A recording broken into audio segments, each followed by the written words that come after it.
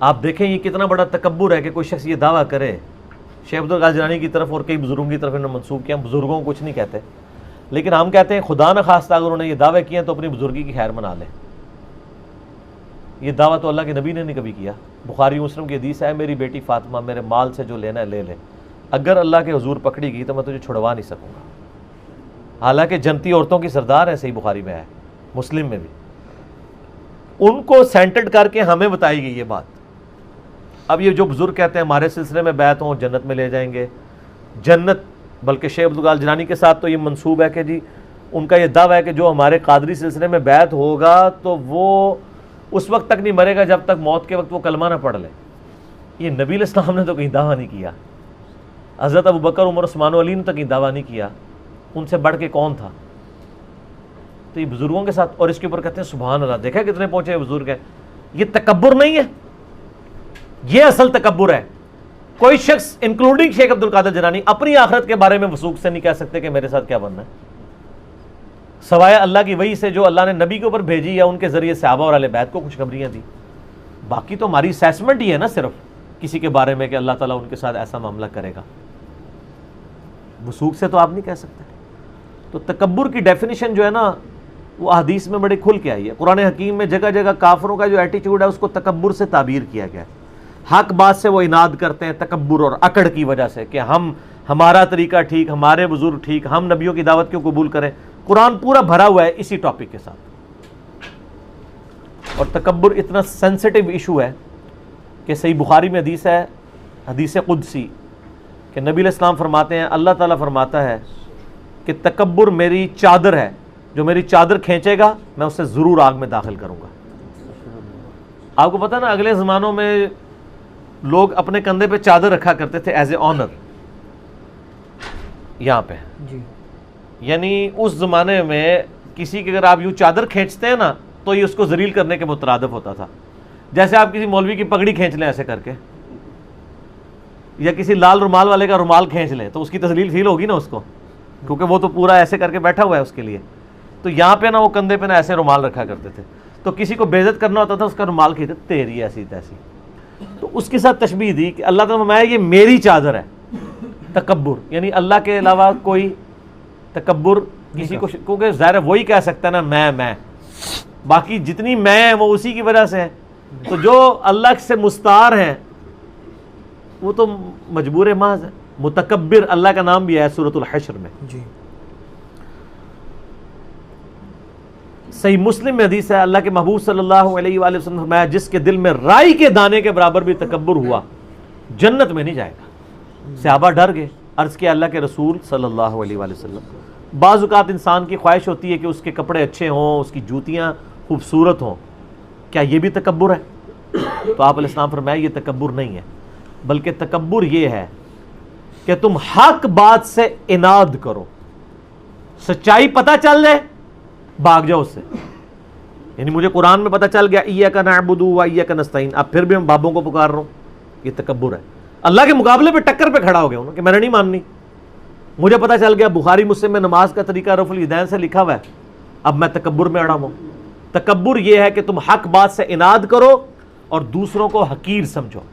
اللہ بھی خوبصورت ہے، خوبصورتی کو پسند فرماتا ہے. تکبر یہ نہیں کہ تم اچھا لباس پہنو یا اچھی جوتیاں استعمال کرو، بلکہ تکبر یہ ہے کہ حق بات سے اناد کرو اور دوسروں کو حقیر سمجھو. آپ اچھے کپڑے پہنے بہت اچھی بات ہے، اس کی بنیاد پہ کسی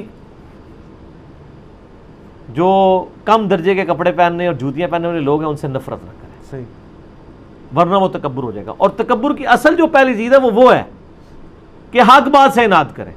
سب سے بڑی دنیا میں اکڑ جو ہے نا، آپ سورہ الزمر کا آخری رکوع پڑھیں جس میں میرا مسئلہ 146 ہے، اس میں اللہ تعالیٰ نے یہی تو فرمایا ہے کہ متکبرین کا برا ٹھکانہ ہے دوزخ. بار بار ذکر ہے متکبرین متکبرین. اللہ تعالیٰ اہل جہنم کا ذکر کرتا ہے نا کہ ان کو دوزخ کی طرف ہانکا جائے گا گروہ در گروہ، تو اللہ تعالیٰ ماتا ہے کتنا برا ٹھکانہ ہے متکبرین کا. دوستیوں کو اللہ تعالیٰ بار بار متکبرین کہتا ہے. یار سارے دوست کی متکبرین ہے؟ ہاں سارے دوست کی متکبرین ہے، چاہے وہ جتنا مرضی میٹھا بولتے ہوں. جب حق بات سے کوئی اناد کر دیتا ہے چاہے وہ کتنا ہی خوش اخلاق ہے وہ متکبر ہے. متکبر ہونے کے لیے میں کرنا اکڑنا ضروری نہیں ہے. معصوم سی شکل بنا کے سچائی کا انکار کر دینا اللہ بھی متکبر ہے، کیونکہ سچائی سے وہ اناد کر رہا ہے. میں لفظ بولنے میں کوئی نہیں ہے، نبی الاسلام بھی میں لفظ استعمال کرتے رہے. صحیح مسلم میں حدیث ہے کہ قیام الدین میں ساری اولاد آدم کا سردار ہوں، بلکہ یہ تو الفاظ بخاری میں بھی ہے. مسلم میں آگے الفاظ ہے کہ شفاعت کا دروازہ میرے ہاتھ پہ کھلے گا ولا فخری، لیکن مجھے فخر نہیں ہے اس بات کے اوپر، یعنی اللہ کی طرف اسے کہ میں اس پہ تکبر نہیں کرتا. تو اگر کوئی شخص میں کر کے بات کر لیتا ہے کوئی حرج نہیں ہے. ہم کر کے بھی بات کر سکتے ہیں، ہم میں پھر وہ اور کیڑا نکالیں کہ جی یہ تو اپنے آپ کو ہم سمجھ رہا ہے. تو ظاہر ہے جب کوئی بندہ اپنی بات کرتا ہے میں کر کے ہی کرے گا. کسی کی میں کے اوپر فتویٰ لگانے کی بجائے نا آپ خود اپنے اوپر فکر کریں. ہاں جو یہ کہہ رہا ہے وہ خود اپنے آپ کو ضرور دیکھے. سنن ابی داؤد میں حدیث ہے جو شخص دنیا میں شہرت کا لباس پہنے گا اللہ تعالیٰ قیامت والے دن اسے ذلت کا لباس، جہنم کا لباس پہنائے گا. اب ایک بندہ شہرت والا لباس پہنتا ہے، عجیب قسم کے، آج کل آپ دیکھ رہے ہیں نعت خوانوں نے بھی عجیب و غریب قسم کے وہ نو بیاتہ دلہنوں والے جوڑے پہنے ہوئے ہوتے ہیں. دولوں والے نہیں، دلہنوں والے. تو ہم ان کو ضرور سمجھاتے ہیں کہ آپ یہ پرومیننٹ ہونے کے لیے پہن رہے ہیں تو آپ فکر کریں. ہم نہیں کہتے آپ اس لیے پہن رہے ہوں گے، لیکن آپ اپنے آپ کو ضرور سوچیں. میں آپ کو پرسنلی بتاتا ہوں، میں تو اس چیز کو سوچتا ہوں. میں عام نمازوں میں بھی اور ایون پبلک پلیسز پہ بھی پگڑی نہیں پہنتا ہوں، ایون بعض کا ٹوپی بھی نہیں پہنتا ہوں، تاکہ میں کہیں ڈومیننٹ نہ ہوں. بہت بڑا امتحان ہے نا. آپ سمجھتے ہیں یہ اس سیٹ پہ جو میں بیٹھا ہوں یہ میں آگ کے انگارے پہ بیٹھا ہوں. آپ لوگ تو اخلاص کے ساتھ سننے کے لیے آئے ہوئے نا. مصیبت تو میرے لیے جس سے لاکھوں لوگ یعنی اس کے ساتھ اللہ کی وجہ سے محبت رکھتے ہیں، اس کے لیے بڑی یعنی ایک آزمائش شروع ہو جاتی ہے. اس لیے سادگی میں رہیں. لیکن سادگی کا مطلب یہ بھی نہیں کہ آپ گندے ہوں. ابو داؤد میں اور مسند احمد میں حدیث ہے نبی علیہ السلام کے سامنے ایک بندہ آیا، کپڑے اس کے گندے تھے. آپ فرمایا سے کوئی چیز نہیں ملی کپڑے دھو لیتا. اور ایک شخص آیا جس کے بال بکھرے ہوئے تھے، کسی حدیث میں آتا ہے آپ نے فرمایا تمہیں کوئی چیز نہیں ملی کہ اپنے بال ہی سنوار لیتے. اور ایک اور حدیث ابو داؤد ترمذی اور مسند احمد میں بڑی زبردست ہے. آپ نے فرمایا جس شخص کو اللہ تعالیٰ نعمتیں دیتا ہے نا تو اللہ تعالیٰ خوش ہوتا ہے کہ اس نعمتوں کا اثر اس شخص پہ دکھائی دے. یہ نہیں ہے کہ اب وہ بالکل ہی کپڑے پھاڑ پھوڑ کے بیٹھ جائے. آپ کو پتہ ہے وہ جو باپا جانی ہے وہ خود بتاتے ہیں کہ جی میں نے اپنے بارے میں بھی دوسروں کے بارے میں کہ ہم تو نئے کپڑے کو بھی پیون لگا لیتے ہیں عاجزی کے لیے. پھٹا ہوا نہیں ہے، صرف سنت پوری کرنے کے لیے. سنت تاب ہے کہ پھٹے تو پیون لگائیں. صاف کپڑے کو پیون لگانا تو بدعت ہے لاجیکلی. سنت تو اس وقت ہوگا کپڑا پھٹے تو آپ پیون لگائیں. لیکن لوگ کہتے ہیں بھائی عشق کی بات ہے، اس کو عشق کی بات بنا کے پریزنٹ کر رہے ہوتے ہیں. لیکن ایک بات یاد رکھیے گا، ترمذی میں ایک حدیث ہے جو شخص دنیا میں اللہ کی رضا کی خاطر بہترین لباس ترک کر دے گا اللہ قیامت والے دن اسے جنت کا حلہ پہنائے گا. یہ نہیں مطلب کہ گندا لباس پہنے. اب یہ بھی تو نہیں ہونا چاہیے کہ آپ 10-10 ہزار کا سوٹ پہن رہے ہیں. اگر آپ 3,000 4,000 کا کاٹن کا سوٹ پہن کے باقی 6,000 اللہ کی راہ میں خیرات کر سکتے ہیں تو سر اللہ کو کیا پسند ہے. میں آخری دفعہ عمرے کے لیے 2014 میں گیا ہوں. آج 21 جولائی 2019 آخری دفعہ حاج میں پہلے ہی کر بیٹھا. تو اور وہ بھی زبردستی مجھے میری وائف گھسیٹ کے لے گئی. میرا اس سے یہی جھگڑا تھا کہ اس سے بہتر مصرف مال کا موجود ہے جہاں پہ آپ لگا سکتے ہیں. ٹھیک ہے جو مکے میں رہ رہا ہے، مدینے میں رہ رہا ہے، وہ ہر سال کرے حج عمرے، کوئی عرض نہیں ہے. لیکن ادھر ایک بندہ پورا سال پیسے جوڑتا رہتا ہے اور اینڈ پہ جا کے خود عمرہ کر کے آ جاتا ہے، اور پھر جاتے ہوئے بھی ساروں کو مصیبت ڈال کے جاتا ہے کہ وہ ساروں سے کو ملتا ہے، اور واپسی پہ مصیبت ڈالتا ہے کہ وہ ایکسپیکٹ کر رہے ہوتے ہیں اس کو آگے سارے ملیں، اور جو نہیں ملتے اسے ناراض ہوتے ہیں.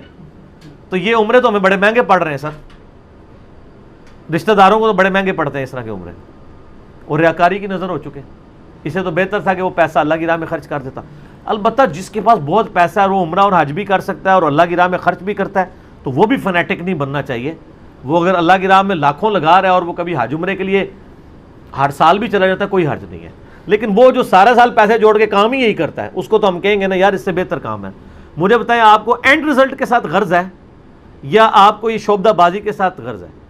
اگر 1 لاکھ روپے کے عمرے سے آپ کو 10 نیکیاں ملیں اور وہ 1 لاکھ روپیہ اللہ کی راہ میں خرچ کرنے سے آپ کو 10 ارب نیکیاں ملیں تو آپ بیوقوف ہی ہوں گے نا. اس سے بھی زیادہ ڈفرنس ہو سکتا ہے. عمرے میں تو پھر ریاکاری آ جاتی ہے, لیکن کسی غریب کی آپ چپ کر کے مدد کر دیں, اس میں تو ریاکاری بھی داخل نہیں ہوگی, وہ خالصتاً آپ اللہ کے لیے کر رہے ہیں. دنیا میں اللہ کی راہ میں خرچ کرنا ایک ایسا معاملہ ہے جس نیکی پہ آپ مجھ سے لکھوا لیں گے اس میں ریاکاری کے چانسز ہی کوئی نہیں ہے. آپ چاہیں تو آپ کے اختیار میں ہے. نمازوں کی قبولیت آپ کے اختیار میں نہیں ہے, اور کئی معاملات ہیں جو آپ کے اختیار میں نہیں ہیں. ایون روزے کو آپ چھپا بھی لیں گے لیکن روزے میں بری حرکتیں ہوگی, وہ بھی آپ کے اختیار میں نہیں. کسی حد تک کی گناہوں سے بچ سکتے ہیں, بد نگاہی سے بچ سکتے ہیں, لیکن سر مال خرچ کرنا ایک ایسی چیز ہے, 24 کیرٹ سونا ہے, تھوڑی سی ایفرٹ سے آپ 100% رزلٹ لے سکتے ہیں. کہ آپ اللہ کی رضا کی خاطر کسی کو دے دیں, بات ختم.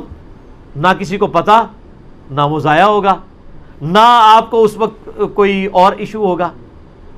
باقی معاملات میں تو روزے کی حالت میں تو آپ نے بڑی بڑی چیزوں کا خیال رکھنا ہے خرچ کرنے میں. اسی لیے میں اکثر کہتا ہوں کہ قرآن حکیم میں نماز پڑھنے کے لیول کی جو چیز ترغیب دلائی گئی ہے وہ اللہ کی راہ میں انفاق فی سبیل اللہ ہے.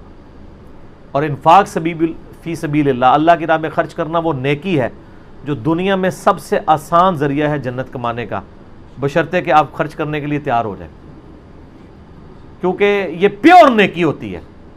آپ اعلانیہ نہ کریں, آپ اندر خانے کریں, تو امیر لوگ سب سے آسانی سے جنت کما سکتے ہیں, لیکن جیب ڈھیلی کریں. پھر سیدنا عثمان غنی رضی اللہ تعالیٰ عنہ جیسی پھر دولت ہو کہ کبھی دل پہ ہاتھ نہ پڑے, جب بھی موقع آئے تو فوراً پیسے خرچ کرنے کے لیے تیار ہو جائے.